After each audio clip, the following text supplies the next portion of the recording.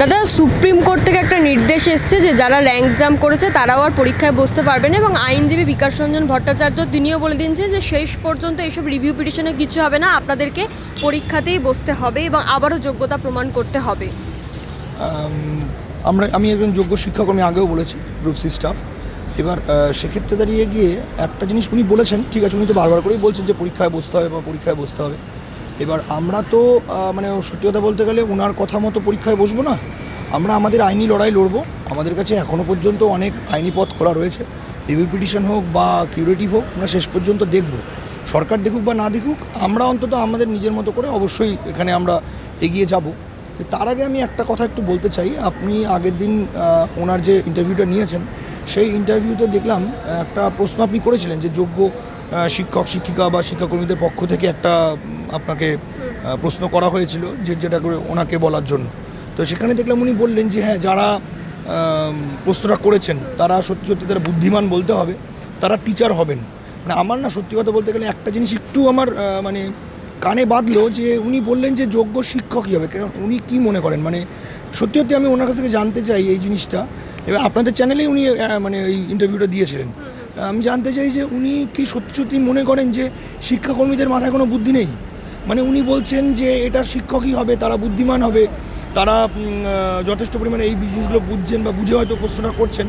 তো প্রশ্নটা তো শিক্ষাকর্মীরাই করেছিলেন, আপনাকে তো এইখান থেকে প্রশ্নটা শিক্ষাকর্মীরাই করেছিলেন। এবার সেক্ষেত্রে দাঁড়িয়ে গিয়ে সমাজের চোখে এই জিনিসটা যে প্রতিস্থাপিত করা যে শিক্ষকদেরই মাথায় বুদ্ধি আছে, শিক্ষাকর্মীদের মাথার মধ্যে কিচ্ছু নেই, তাদের মধ্যে ভূষভর্তি, এটা তো ঠিক নয়। উনি ওপেনলি একটা ইন্টারভিউতে বলছেন যাদের মাথায় বুদ্ধি আছে ধরে নিতে হবে তারা শিক্ষক। তা শিক্ষাকর্মীদের মাথায় বুদ্ধি, আমরা তো পরীক্ষা পাস করে এসেছি, আমাদের মাথাতেও তো এই জিনিসগুলো আছে। প্রথম কথা এটা। দ্বিতীয় কথা, উনি আর একটা বিষয় দেখলাম ওখানে বলেছেন যে এখন ওদের চাকরি চলে গেছে, এই বিষয়টা নিয়ে বললে হয়তো ওদের হাতে ঘা লাগবে, যে এখন ওরা যোগ্য বলে রাস্তার মধ্যে আন্দোলন করছে বা কিছু করছে। কিন্তু যখন কেস চলছিল, একজনও কি এরকম কোনো পরীক্ষা প্রার্থী ছিল বা চাকরি প্রার্থী ছিল যারা কিনা এফিডেভিট দিয়ে বলেছে যে আমি এই ইয়ের সাথে কোনোভাবেই যুক্ত নই, দুর্নীতির সাথে যুক্ত নই? প্রথম কথা, আমি একটা জিনিস বলবো, হয় সম্মান রেখেই বলছি ওনার প্রতি, যে হয় উনি জানেন না, আর না হলে পুরোপুরি মিথ্যাচার করছেন। কারণ কোর্ট প্রসিডিওরের যখন নাকি হচ্ছিল, সেই সময় দাঁড়িয়ে গিয়ে আমাদের যারা আমরা যোগ্য শিক্ষাকর্মী এবং গ্রুপ সি এবং গ্রুপ ডির অধিকার মঞ্চের পক্ষ থেকে যারা একসাথে আমরা এসএলপি দায়ের করেছিলাম, সেই সময় দাঁড়িয়ে গিয়ে কিন্তু আমরা এফিডেভিট জমা করেছিলাম। আমরা কিন্তু ওই সময় দাঁড়িয়ে গিয়ে কিন্তু এই এফিডেভিট এই মর্মে জমা করেছিলাম যে আমরা যোগ্য প্রার্থী এবং আমাদের এই ধরনের দুর্নীতির সাথে কোনোভাবে আমরা যুক্ত নই। এবং সেখান থেকে দাঁড়িয়ে গিয়ে আমরা যদি পরবর্তীকালে সিবিআই যদি এই জায়গার থেকে যদি কেসটা চালিয়ে থাকুক, আমাদের কোনো প্রবলেম নেই। পরবর্তীকালে তদন্তে যদি উঠে আসে যে আমাদের মধ্যে থেকে কেউ অযোগ্য প্রার্থী আছে, সেক্ষেত্রে আমরা তাহলে রেজিগনেশন দিয়ে দেবো, কোনো অসুবিধা নেই। আমরা কিন্তু এই মর্মে কিন্তু এফিডেভিট কিন্তু সুপ্রিম কোর্টে কিন্তু ওখানে কিন্তু আমরা কিন্তু সাবমিট করেছিলাম ইন্ডিভিজুয়ালি। এরকম নয় যে সবাই মিলে সেটা কিন্তু একসাথে করা হয়েছে, সেটা নয়, ইন্ডিভিজুয়ালি কিন্তু প্রায় 900, আমরা প্রায় 900 জন কিন্তু এই এফিডেভিট কিন্তু সাবমিট করেছিলাম। এবার সেটা সুপ্রিম কোর্টে বিচারপতি দেখেননি বা ওনার কাছ পর্যন্ত জিনিসটা পৌঁছায়নি, সেটা আমরা পরিষ্কারভাবে বলতে পারবো না। কারণ আমরা তো জানি না যে ওনার কাছ পর্যন্ত কী গেছে বিষয়টা। আমরা কিন্তু এই জিনিসটা বলছি, আমরা কিন্তু বারবার করে বলেছি যে আমরা এই ধরনের দুর্নীতির সাথে কোনোভাবেই যুক্ত নই এবং আমরা যোগ্যভাবে পরীক্ষা দিয়ে নিজেদের যোগ্যতায় এই পরীক্ষাটা পাশ করেছি এবং নিজেদের যোগ্যতায় চাকরিটা পেয়েছি। পরবর্তীকালে যদি কোনো তদন্তে যদি উঠে আসে যে এর মধ্যে থেকেও যদি কারোর নামে কোনো দেখা যায় যে সে কোনো রকম দুর্নীতির সাথে যুক্ত, সেক্ষেত্রে সেই ক্যান্ডিডেট নিজের স্বইচ্ছাই সেখান থেকে রেজিগনেশন দিয়ে দেবে। আমি বলছি দাদা, আপনারা বারংবারই একটা কথা বলছেন, আপনি এখনও বললেন যে শিক্ষাকর্মীদেরকে কোথাও গিয়ে ছোট দেখা হচ্ছে বা ছোট করা হচ্ছে। সুপ্রিম কোর্টের ক্ষেত্রেও কিন্তু এটা আমরা দেখেছিলাম, একেবারে তারা বলেই দিয়েছে যে শিক্ষকরা স্কুলে যাবে, শিক্ষাকর্মীরা যেতে পারে, যোগ্য শিক্ষকরা যাবে, এবং মুখ্যমন্ত্রী তাদের জন্য একেবারে আলাদা করে ভাতার ব্যবস্থাও করে দিলেন, অর্থাৎ কোথাও শিক্ষাকর্মীদের জন্য। তো হ্যাঁ, এবার এখানে একটা জিনিস ব্যাপার আছে যে এটা আজকে থেকে নয়, এটা চিরাচরিত কাল থেকেই। আমি নয় 18 সাল থেকে চাকরি করছি, এপ্রিল মাস থেকে, কিন্তু যারা শিক্ষাকর্মী আছে তারা প্রত্যেকেই জানে যে তারা কিন্তু স্কুলের মধ্যে কিন্তু অবহেলিত। যারা শিক্ষাকর্মী হিসেবে কাজ করে স্কুলে, তারা কিন্তু প্রত্যেকে কিন্তু অবহেলিত, এবং কোথাও দাঁড়িয়ে গিয়ে স্কুল মানেই যে শুধুমাত্র শিক্ষক, এই একটা বিষয় কিন্তু সমাজের মধ্যে কিন্তু এই বিষয়টা কিন্তু ছড়িয়ে দেওয়া হয়েছে বা প্রতিষ্ঠা করা হয়ে গেছে অলরেডি। আমরা কিন্তু এর আগেও বিভিন্ন রকমের শিক্ষাকর্মীদের যে সংগঠন, সেই জায়গা থেকে কিন্তু আমরা কিন্তু আমাদের ডিরেজীয় ভবনের যে পর্ষদ আছে সেখানে কিন্তু আমরা কিন্তু ডেপুটেশনও দিয়েছিলাম। তার সাথে যদিও বা এই কেসের কোনো সম্পর্ক নেই, তখন ছিল আমাদের ব্যাপারটা যে আমরা শিক্ষাকর্মী, আমাদের কোথাও পে স্কেলটা বাড়ানো হোক বা যে ধরনের কাজ আমাদেরকে দিয়ে করানো হয় সেক্ষেত্রে আমাদের পদোন্নতির জন্য যে যে বিষয়গুলো, ক্যারিয়ার অ্যাডভান্সমেন্ট স্কিম বা কিছু এই ধরনের বিষয় নিয়ে কিন্তু আমরা কিন্তু পর্ষদে গিয়ে আমাদের প্রেসিডেন্ট স্যারের কাছে কিন্তু আমরা কিন্তু সেই মর্মে আমাদের বিভিন্ন শিক্ষাকর্মী সংগঠন থেকে কিন্তু ওখানে কিন্তু ডেপুটেশনও জমা দেওয়া হয়েছে। কারণ আমরা বর্তমান সময়ে যে ধরনের কাজগুলো করি সেখানে গ্রুপ ডি স্টাফের হচ্ছে যোগ্যতা হচ্ছে 8 পাস, আর একজন গ্রুপ সি স্টাফের যোগ্যতা হচ্ছে মাধ্যমিক। কখনোই কিন্তু একটা মানে যে ধরনের কাজগুলোর মধ্যে দিয়ে আমাদের যেতে হয় সেখানে কিন্তু একটা মাধ্যমিক পাস দিয়ে কিন্তু এই ধরনের কাজগুলো কিন্তু কখনোই কিন্তু করা সম্ভব নয়। সে কিন্তু আমরা কিন্তু সেই জায়গায় দৃষ্টি আকর্ষণ করার চেষ্টা করেছিলাম, ওনারা সেখানে সেই জিনিসটাকে নিয়ে কোনো রকম আমাদের কিছু ভাবেননি, সেটা আলাদা বিষয়, কিন্তু আমরা কিন্তু আমাদের দাবিগুলো কিন্তু রেখেছিলাম।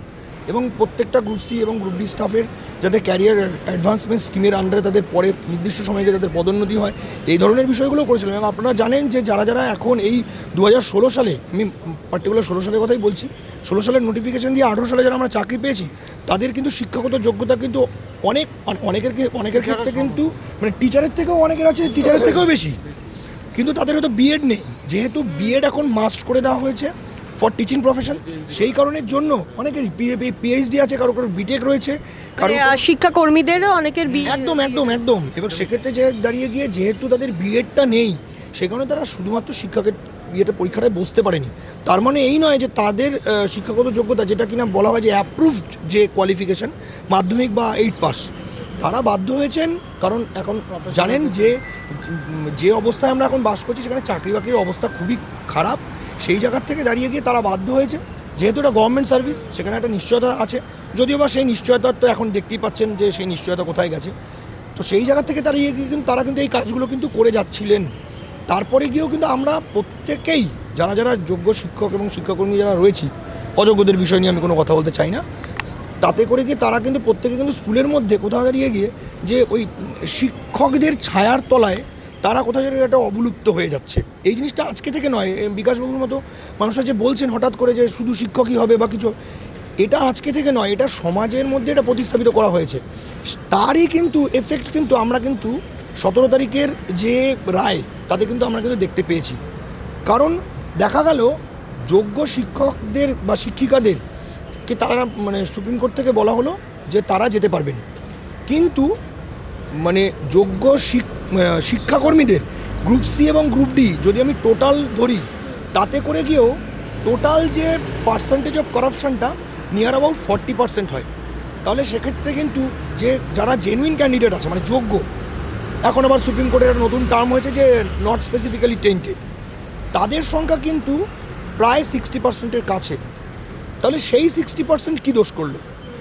আমি সুপ্রিম কোর্টের রায়ের প্রতি সম্পূর্ণ আস্থা এবং বিশ্বাস এবং সম্মান জানিয়ে একটা কথা বলছি, যে 60% ছিল, যে সমস্ত শিক্ষকেরা আজকে মাইনা পাচ্ছেন তারা 31শে ডিসেম্বর 2025 পর্যন্ত তারা স্কুলে যেতে পারবেন, তাদের সাথে তো আমাদের ন্যাচারালি স্টেটাস ওয়াইজ তো কোনো পার্থক্য নেই। তাদের মধ্যেও কিছু সংখ্যক লোক বেআইনিভাবে চাকরি পেয়েছেন, আমাদের মধ্যেও কিছু সংখ্যক লোক বেআইনিভাবে চাকরি পেয়েছেন। পার্সেন্টেজটা বেশি কেন দেখাচ্ছে? কারণ আমাদের যে টোটাল নিয়োগ সংখ্যা, সেই নিয়োগ সংখ্যাটাই কম। গ্রুপ সি এর ক্ষেত্রে 2037 জন, গ্রুপ ডি এর ক্ষেত্রে 3880 জন। স্বাভাবিকভাবে এখানে যদি আমি 700-800 জনকে বা 1500-1600 জনকে আমি যদি ঢোকাই বেআইনিভাবে, স্বাভাবিকভাবেই তার পার্সেন্টেজ তো বাড়বে। তো সেই পার্সেন্টেজ বাড়ার বিষয়টা তো আমাদের দায় নয়, সেটা যারা ওইভাবে চাকরি দিয়েছেন তারা সেই বিষয়টা বলতে পারবেন। কিন্তু যারা আমরা প্রায় 18 লক্ষ পরীক্ষার্থী পরীক্ষা দিয়েছিল, তার মধ্যে থেকে যোগ্য মানে গ্রুপ সি এবং গ্রুপ ডিতে চাকরি পেয়েছে প্রায় 6000 জন। তার মধ্যে থেকে 3300 জন, আমি একটা বিষয় জানবো, একটু বলে নিই, 3300 জন হচ্ছে জেনুইন। এবার 3300 জন যে genuine group C group D আছে, 18 লাখের মধ্যে 3300 জনের মধ্যে আমরা আসতে পেরেছি এত ব্যাপক দুর্নীতির পরেও। তাহলে আমাদের প্রতি তো আগে মনে হয় কোর্টের দৃষ্টি আরোপ করা বেশি উচিত ছিল, কারণ শিক্ষকদের মধ্যে দুর্নীতিটা হয়েছে কম। তাতে করে তাদেরকে সেই ফ্যাসিলিটি দেওয়া হলো যেহেতু তারা পড়ান। আচ্ছা, তাহলে স্কুল তাহলে কি শুধুমাত্র শিক্ষকদের দিয়েই চলবে? স্কুলে কি অন্য কোনো কাজ হয় না? স্কুলগুলো তখন সব এক একটা মিনি বিডিও অফিস হয়ে গেছে। বিভিন্ন রকমের ছাত্র কল্যাণমূলক যে কাজগুলো সেগুলো তো শিক্ষাকর্মীরাই করে থাকেন।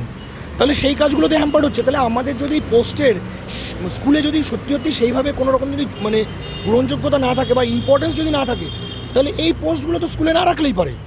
তাহলে যদি আজকে যদি স্কুলে যদি এদের মধ্যে না ঢোকাতো, আমরা যদি অন্য কোনো ডিপার্টমেন্টে কাজ করতাম, তাহলে তো আমাদেরকে আজকে এই জায়গার মধ্যে পড়তে হতো না। কারণ প্রথমে কিন্তু টিচারদের নিয়ে শুরু হয়েছিল এই যে দুর্নীতির বিষয়টা, সেখান থেকে দাঁড়িয়ে গিয়ে এসএলএসটি নিয়ে শুরু হয়েছে, তারপরে কিন্তু আরএসটিকে ঢোকানো হয়েছে। তা আমাদের যদি আলাদা করে যদি করতো, বিভিন্ন প্যানেল তো এখনও আছে, যেমন ধরুন পিএসসি মিসলেনিয়াস হোক বা অন্যান্য যেখান থেকে ক্ল্যারিক্যাল পোস্টে ধরুন পিএসসি ক্লার্কশিপ হয়েছে, সেখানেও যে আদৌ যে দুর্নীতি হয়নি তার কি প্রমাণ আছে? কিন্তু সেটা নিয়ে যেহেতু নাড়াঘাটা হয়নি, সেখানে কিন্তু যারা যোগ্য আছেন, আমি যোগ্যদের কথাই বারবার করে বলছি, যোগ্য আছেন তারা কিন্তু নিশ্চিন্তে কাজটা করতে পারছেন। কিন্তু যেহেতু আমাদের এই প্যানেলটাতে 2016 প্যানেলে এই বিষয়টা যেহেতু সবার চর্চার মধ্যে এসছে, আমরা যোগ্যরা মাঝখান থেকে কিন্তু বঞ্চিত হলাম। আমি বলছি এই যে ডিআই অফিসে একটা লিস্ট পাঠানো হয়েছে, তো সেখানে যে 14,403 বা 500 15,403 হ্যাঁ হ্যাঁ হ্যাঁ, তো এদের মধ্যে কি আপনাদের নাম রয়েছে? না, ওটা তো শুধুমাত্র শিক্ষক, শুধুমাত্র শিক্ষক। 17,206 জন শিক্ষক শিক্ষিকার নাম প্রথমে ছিল, তার মধ্যে থেকে ওএমআর ম্যানিপুলেশনের যে কেস, তাতে করে গিয়ে টোটাল ওই 1700-1800 মতো বাদ দিয়ে 15,403 জনের নাম ডিআই অফিসে পাঠানো হয়েছে। 15,403 জন পুরোটাই হচ্ছে শিক্ষক। আমরা সেখান থেকে পুরোপুরি ডিপ্রাইভড। আমি বলছি আপনাদের মুখ্যমন্ত্রী ভাতা দিয়ে দিয়েছে, এরপরে যে সুপ্রিম কোর্ট থেকে বলা হচ্ছে নিয়োগ প্রক্রিয়া চালাবে বা পরীক্ষার যে নোটিশ দিতে, সেখানে যদি আপনাদেরকে বাদ দিয়ে দেওয়া হয়, মানে যেহেতু আপনাদের ভাতা দিয়ে দেওয়া হচ্ছে, তো এটা নিয়ে কি কোথাও আশঙ্কা রয়েছে? আশঙ্কা তো অবশ্যই আছে। আমরা তো এই নিয়ে সত্যি কথা বলতে রাত্রিবেলায় আমরা ঘুমোতে পারছি না, কারণ একবার সুপ্রিম কোর্ট থেকে আমাদেরকে ডিপ্রাইভ করা হয়েছে, পরবর্তীকালে আজকে তারিখে ভাতা দেওয়া হচ্ছে। ভাতাটা একসেপ্ট করলে পরে তার কি পরবর্তীকালে আইনত কি মানে এফেক্ট পড়তে পারে, সেক্ষেত্রে দাঁড়িয়ে গিয়ে আমরা কি ব্যাকফুটে পড়বো কি না, এই নিয়ে তো সত্যি মানে আমাদের মানে আশঙ্কা রয়েছে। আমরা এই বিষয় নিয়ে আলোচনা করার জন্য কিন্তু গতকালকে আমরা ডেপুটেশন জমা দেওয়ার চেষ্টা করেছিলাম ওখানে, কথাবার্তা বিকাশ ভবনে আমরা গেছিলাম ওখানে। সেখানে দাঁড়িয়ে গিয়ে আমাদের যেটা দাবি ছিল যে আমরা 6 জন যাব, গিয়ে আমরা কথা বলবো। শিক্ষামন্ত্রীকে উদ্দেশ্য করেই কিন্তু চিঠিটা লেখা হয়েছিল, কিন্তু সেখানে দাঁড়িয়ে ওখান থেকে যারা বাইরে পুলিশ আধিকারিক ছিলেন তারা বললেন শিক্ষামন্ত্রী নেই। সেই জায়গা থেকে আমরা অন্য কোনো আধিকারিক যারা গভর্নমেন্টের আধিকারিক আছে এই বিষয় নিয়ে আমাদের সাথে কথা বলতে পারবেন, তাদের সাথে কিন্তু আমরা কিন্তু কথা বলার চেষ্টা করেছিলাম। বলেছিলাম যে আমরা আধিকারিকের সাথে যদি কথা বলে দেওয়া হয়, খোঁজ নেওয়া হলো, পরবর্তীকালে বলা হলো যে আধিকারিক নেই, উনি এখন নবান্নে আছেন, কোনো একটা বিশেষ মিটিংয়ে উনি রয়েছেন, কখন আসবেন বলতে পারবেন না। তা আমরা সেই মর্মে 2 জন ভিতরে গেছিলাম, একজন গ্রুপ সি কর্মী, একজন গ্রুপ ডি কর্মী, গিয়ে আমরা ওখানে ডেপুটেশনটাকে রিসিভ করিয়ে নিয়ে এসেছি। আমরা তো এই বিষয়গুলো নিয়ে আলোচনা করতে চাইছি যে আজকে ওনারা একটা নোটিফিকেশান জারি করেছেন, নোটিফিকেশানটার মধ্যে ভাতা দেওয়ার কথা হয়েছে, সেখানে যোগ্য সবাই ভাতাটা পাবে। পরবর্তীকালে গিয়ে এই ভাতাটা গ্রহণ করলে যদি আমাদের কোনো আইনত জটিলতা তৈরি হয়, কারণ অলরেডি আমরা যখন হাইকোর্টের পক্ষ থেকে যখন প্রথম 2023 সাল সম্ভবত, সেই সময় দাঁড়িয়ে গিয়ে যখন ওই সুপ্রিম কোর্টের অর্ডার কপিটা ধরানো হলো, সেই সময় কিন্তু আমরা কিন্তু কেউ পার্টি হইনি, আমরা কেউ ভাবতেই পারিনি যে আমাদেরকে ওখানে পার্টি হতে হবে, কারণ আমরা জেনুইনভাবে চাকরি পেয়েছি, আমাদের কেন চাকরি যাবে, স্বাভাবিক। কারণ আমাদের অ্যাপয়েন্টমেন্ট লেটারে লেখা ছিল যে আমি যদি কোনো রং ডুইং না করি তাহলে আমার কোনো আমরা চাকরি যাবে না। এই ভাতার কি কোনো রকম প্রসেস চালু হয়েছে, স্কিম যেটা আপাতত এরকম কোনো স্কিম আমাদের অন্তত জানা নেই। জানি না ওনারা ভিতরে কোন ডিপার্টমেন্টের সাথে কথাবার্তা বলছেন, এই বিষয়ে কিছু আমাদেরকে এখনও পর্যন্ত কিছু জানানো হয়নি। শুনেছিলাম যেটা লেবার ডিপার্টমেন্টের সাথে কথাবার্তা বলে লেবার ডিপার্টমেন্টের মাধ্যমেই এই ভাতাটা দেওয়া হবে বা প্রদান করা হবে, কিন্তু এখনও পর্যন্ত কিন্তু আমাদেরকে কিন্তু পরিষ্কারভাবে বলা হয়নি যে কীভাবে মানে কোন প্রসেসে এই ভাতাটা আমরা পেতে পারি। যেটুকুনি শুনেছি, জানি না, একটা অর্ডার কপি দেখলাম যে ডিআই অফিসের মারফত হয়তো খোঁজ নেওয়া হচ্ছে বা কিছু, আপাতত আমি অন্তত আমার স্কুল বা অন্যান্য যারা এখানে রয়েছেন তাদের স্কুলে আপাতত এখনও পর্যন্ত এরকম কোনো বিষয় নিয়ে কিন্তু সেটাকে গ্রহণ করবেন যদি হয়। আমি আবারও বলছি বারবার করে যে আমরা আপাতত এই যে ভাতাটা নিলে আইনত কোনো জায়গার থেকে আমরা পিছিয়ে পড়তে পারি কিনা, কোনো সমস্যা তৈরি হতে পারে কিনা, এই বিষয়টা যতক্ষণ না পর্যন্ত আমাদের কাছে ক্লিয়ার হচ্ছে ততক্ষণ পর্যন্ত আমরা কেউ এই ভাতাটা নেব না। এই বিষয় নিয়ে আমাদের সাথে গভর্নমেন্টের সে শিক্ষামন্ত্রী হোক বা গভর্নমেন্টের কোনো অফিসিয়াল হোক তিনি আমার সাথে কথাবার্তা বলুক, আমাদেরকে ক্লিয়ারভাবে জানাক যে হ্যাঁ এইটা নিলে পরে কি কোনো প্রবলেম হতে পারে কি না পারে। আমরাও আমাদের আইনজীবীদের সাথে কথাবার্তা বলছি, বলার পরে গিয়ে যদি মনে হয় যে ভাতাটা নিলে কোনো রকম কোনো প্রবলেম হবে না, সেক্ষেত্রে দাঁড়িয়ে গিয়ে আমরা ভাতাটা তখন নেব। যদি দেখা যায়, কারণ সত্যি কথা বলতে গেলে আমাদের তো কোমর ভেঙে দেওয়া হয়েছে, কারণ টিচাররা কিন্তু মাইনা পাচ্ছে, আমরা কিন্তু মাইনা পাচ্ছি না। আমরা যে আন্দোলনটা করছি আজকে দাঁড়িয়ে গিয়ে মানে দিনের পর দিন ধরে আমাদেরই যারা সহযোদ্ধা রয়েছে তারা কিন্তু এখানে কিন্তু দিনের পর দিন তারা বাড়ি ছেড়ে এখানে বসে রয়েছে। তাদের তো একটা খরচ আছে, খাওয়া দাওয়ার পিছনে একটা খরচ আছে, এখানে থাকার জন্য একটা ন্যূনতম একটা খরচ লাগে। তাদের কাছে কারোর কাছে কোনো টাকা পয়সা নেই, আজকে পেটে খেলে তো পিঠে সবে, সেই জায়গাটুকুও নেই। তাহলে আমরা আন্দোলনটা কী করবো? আমরা হকের জিনিসটা আমরা চাইবো কী করে? যদি দেখা যায় যে আইনত কোনো রকম কোনো প্রবলেম হবে না, সেক্ষেত্রে আমরা ভাতাটা হয়তো গ্রহণ করবো। যদি দেখা যায় যে প্রবলেম হবে, তাহলে আমরা ভাতাটা নেব না।